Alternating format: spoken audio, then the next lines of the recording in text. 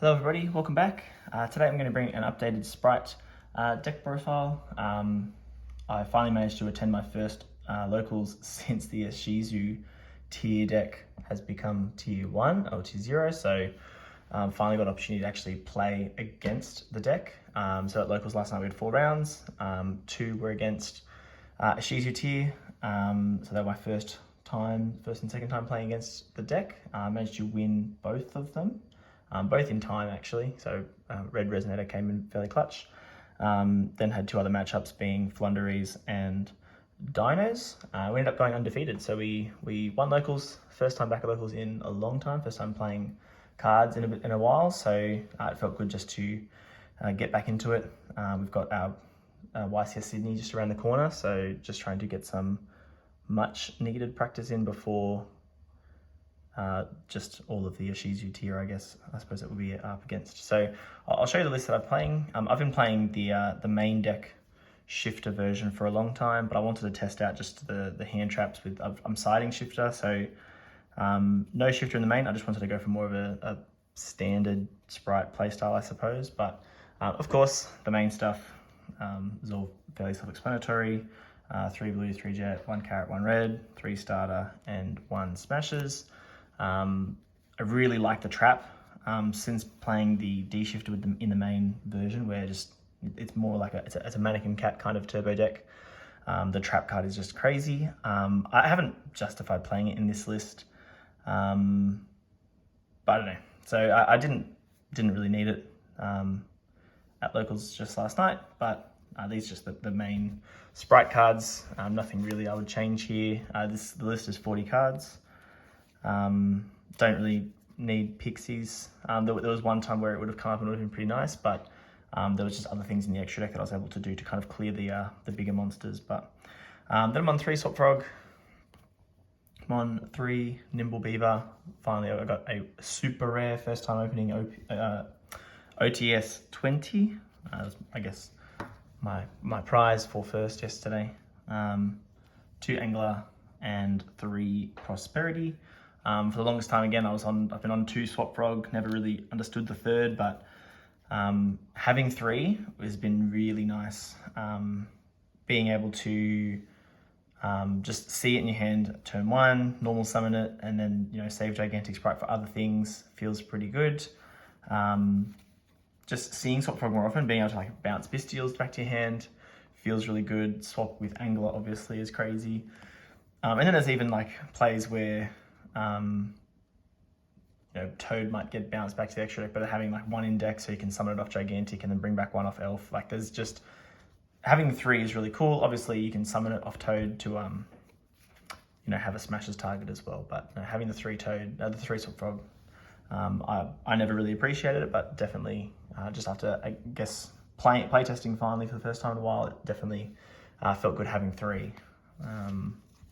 And Prosperity was pretty crazy all night too. Banished 6 a lot, and it was always just seeing the good cards. Then the rest of the deck, we're playing hand traps. So we've got 3 Magnamut, 3 Jewess Worm, just playing 2 Saranir. I don't know. It's just kind of it's not the best, but obviously it's just a Bystial that's helpful against tier.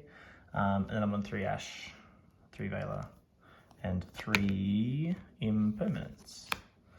Yeah, these were all just crazy. Veiler and Imperm, even against tier, obviously the Bystials are the best cards, but Ash, Veiler, and Imperm all have their place. Specifically Veiler Imperm. Ash is the first thing I'm siding out generally against tier. But yeah, Veiler and Imperm feel pretty good, especially when you have multiples of that, or there was a couple of times where I had 2 Veiler, 1 Bystial, and it was plenty, and it did the job. But they are the hand traps, so yeah, it's 40 cards. Nothing I really changed in the main deck. I think the main deck is pretty solid. The extra deck, there's things I'm really not sold on some of the things in the extra deck. Playing obviously the 1 Sprint. Sprint is just insane. 2 Elf. There's a part of me that would love to have 3 Elf, but I just don't think I can justify the space. I'd rather have the flex spots. 1 Dark. I don't know if I'm doing it wrong, but I just never summon Dark. Codebreaker Virus Swordsman is crazy just because it's got a lot of attack points. I didn't use this to clear Baguskas at all, but there was a couple of times last night where it just having 2300 attack that could be boosted up by Gamma Burst was crazy. For example, beating over a Kaleido Heart under Pearl Rhino was pretty good because it hits 37 with Gamma Burst, so that was relevant. Then I'm on IP, Unicorn, Avramax. I don't know if I necessarily want to be on both of these. Avramax came up a couple of times, which was nice, so I don't think I'd cut Avramax, but I mean, I didn't summon Unicorn at all, but I don't know if I'd feel comfortable playing without it. One of my kind of go-to lines with IP is, especially if you're going second against something like Tier and you've used Shifter, you know, obviously if you're not OTKing, then, you know, ending on IP with, you know, some good Spright names like a Jet and a Red on board is pretty good because you can IP into Elf and then continue playing Spright, which I did do a couple of times as well. But yeah, I don't know if necessarily you need the 2 extra targets because more often than not, my main target for IP is actually Elf because I'm using it going second. So it's a consideration. 2 Gigantic, 1 Totally Awesome, 1 Onibamaru, 1 Sky Cavalry, 1 Wallow, and the Zeus. Zeus is the other card that just, the times where I usually would like to summon Zeus, I've had to, let's say, use starter first, and so obviously the Zeus is not even a possibility. Wallow came up a few times. Wallow was really good. The attack boost to all of your monsters is crazy. Sky Cavalry, even if I wasn't playing Zeus, I don't mind Sky Cavalry as well, just for getting over monsters too. I haven't had a chance to, I guess, look into the Ninja rank 2 insect card, but that's something I could definitely look into as well. But otherwise, the rest of the extra decks seemed pretty solid. So I don't know if I would do anything about Zeus moving forward. I mean, Zeus and Unicorn, for example, could become something like a Phoenix and even just a 3rd Elf. I don't mind having the Nightmare Phoenix. It just has a generic link too that you can summon. That's not Codebreaker. Seems okay too, but I don't know. But then playing without Zeus as well, I don't know if that feels good. But going into the side deck, the 3 Shifter, Red Resonator. Red Resonator was crazy, just doing silly time things when you get to that point in the game. This was Change of Heart. I'm just going to try it as Pancratops for now. I think it's just more universal across the matchups. I don't know, we'll see how it goes. Gamma Burst was crazy. Even when I wasn't playing Shifter, just having this as a searchable card, I usually sided this in games 2 or 3, especially going second. Just having a card that you could search and just all of a sudden just throw a game out of nowhere. I know both times against, in the 2 games against Flunderies, Gamma Burst just allowed me to OTK. There was a setup where I didn't need to make Toad.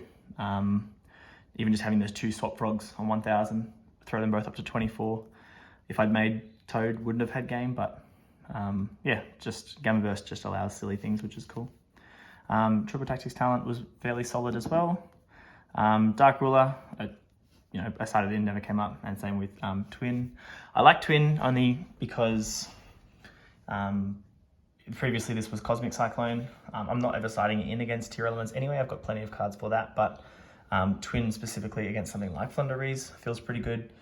Just being able to hit 2 cards because they're often obviously they're setting the trap, and then, you know, you can, if they've only set the 1 card being the trap, then Twin hits that, or, you know, you can go after 2 back row and then try and get the trap. And the fact that it's a quick play and you can deal with 2 cards means that you're not worrying about them triggering the trap. So that's the logic behind Twin. It didn't come up obviously yesterday, but it's just, again, a nice thing to have. But otherwise, I'm not really going to go through any test hands or anything. We all know what Spright does, but just finally providing an update after a while. I know I've been posting, but I'll see if I can do some more videos in the coming weeks. But otherwise, thanks for watching.